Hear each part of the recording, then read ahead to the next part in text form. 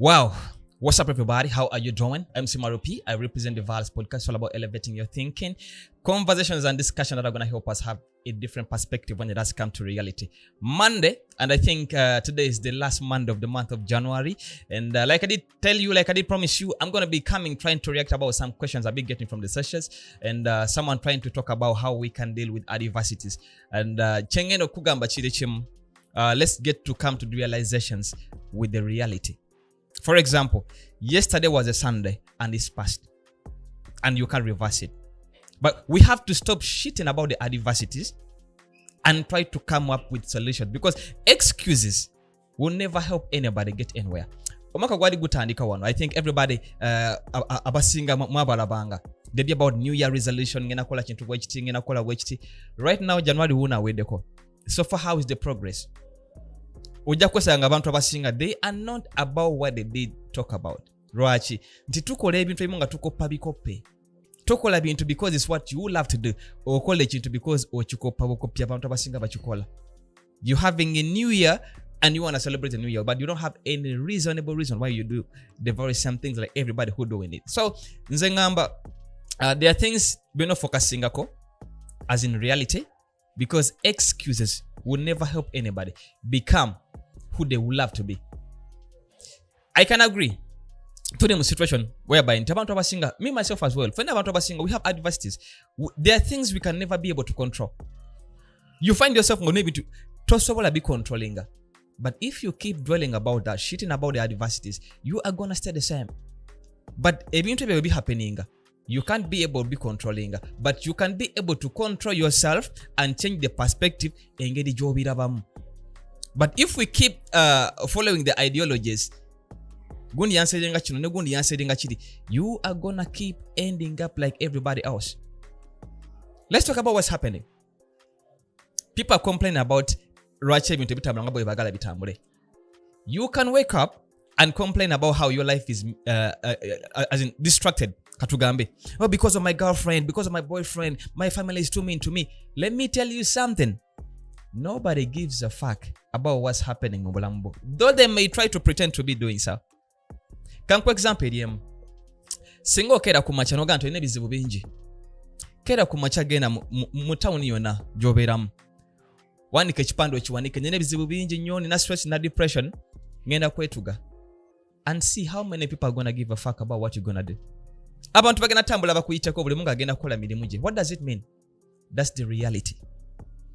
People don't give a fuck about whatever is happening mu bulamu because buli muntu ayine ebintu byayitamu. Kati gwe bwovayo nolowooza nti gwe ebizibu byoyitamu gwa kyasinza obba n'ebizibu mu nsi muno. People don't talk about their own shit. Abasinga what they be focusing on, what could be the alternative? Ngenda kera kola kintu ki ekiyinza okunzijamu eno embeera okunteeka mu mbeera endala. But if we keep doing things because of Sanza Abantu, they're supporting your excuses. Now we're gonna go, can't learn and can't complaining, can't you get a kubino? Never na get a kubizibu. Talking about issues, don't solve them. But alternatives do. Whatever you're trying to go through, as I believe, sinners also cheatam, oversigwa also cheatam, adesigwa sembe cheatam. Like I already say, let's pay attention to yigire kubantu abalala. Omwezi guweddeko, biwali yagala okukola guno omwezi. Tosobodde kubifuna, but ekikulu kikyali nti okyali mulamu. Bwoba okyali mulamu, it's another blessing. Tugenda mwezi mupya gwa February. Okay, ebiganye mu January, let's try to focus about them. Tulabe tusobola bikola mu February, but abasinga tukola ebintu because we are worried about other people's opinions about the things we trying to do.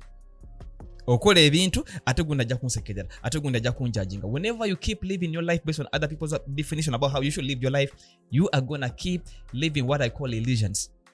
Okola ebitu nga tuyagala bikola but because obikola abantu bagenda kujajinga. Most times single paying attention. Ekitusumbwa ki conditioning and programming. Whereby ebintu ebisinga tebyandibadde nti tebikola, byandibadde bikola ne byalina okukolera abantu abalivinga wano like 50 years ago. The programs we're trying to follow, the ideas we're trying to follow, they used to work for people who lived 50 years ago. What could be the alternative here? I think to focusing about our generation. Let's talk about the realities and the truth about this generation.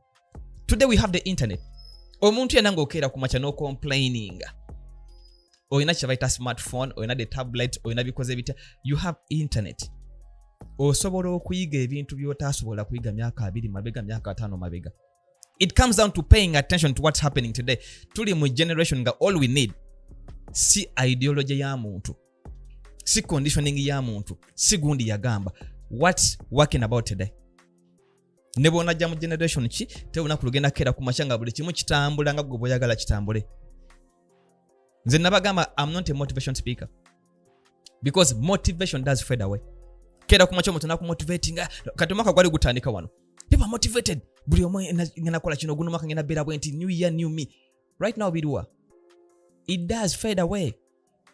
Motivation does fade away. I'm never a motivation speaker.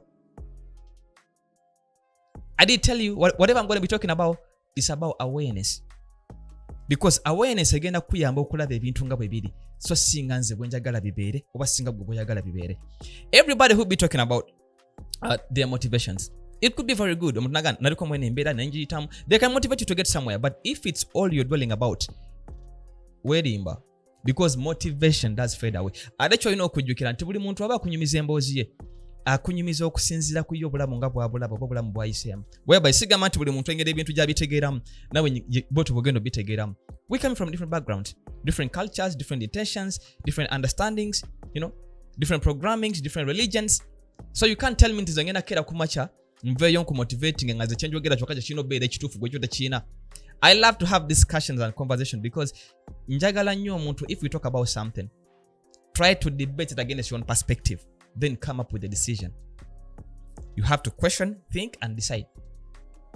So simple, but tugezako ofuna these illusions. Negundi yakola bwati, negundi yakola bwati, negundi yakola bwati, sigwe gundi.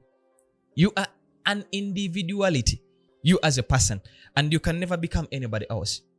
Okulabira ku bantu abano bayigira is something very okay, but the moment you wake up noga njagala mbeere nga gundi, otandise ozanya film. Toli mu reality. This generation, we are blessed to be here, whatever is going to be happening. Gwe kera kumacha focusinga ku adversities, kera kumacha focusinga ku bizibu, oba kera kumacha and look out for the alternative. Because in this very country, I see people who are changing their lives every single fucking day. Nobody is dictating, nobody is stopping you. Issue eriemu tukola ebintu nga tugoberera ebintu ebikwate. Tukola ebintu nga tugoberera ebintu ebikwate. New month, February is coming through. Keep doing what you used to do mu January. February agenda kubeera nga January. So simple. Like the old saying, kyosiga kyokola ki? Kyosiga kyokongula. Kera kumacha siga buchayi, kera kumacha siga lugambo, kera kumacha siga mpalana, kera kumacha siga bitasoboka. You are gonna get that. Or make a decision. Kino tacyankwalira guno mwezi ogwedde. What else can I be able to do? Mbeke ekintu kyengenda okukyusa mu bulamu bwange. Okay, February maybe. How about kera kumacha nekola ekintu bwe and see how far I can go. Nobody dictating. Go kera kumacha newe judginga according ku bantu abalala. Do you think everybody is going to wake up and support you buli kintu kyokola because they are your family? I don't believe so. Bantu ameka kera kumacha na gama nze ndi bulungi because mukazi wange, because ba wange. Ndi bulungi because family yange, because batini nnyo. Je bali batini nnyo.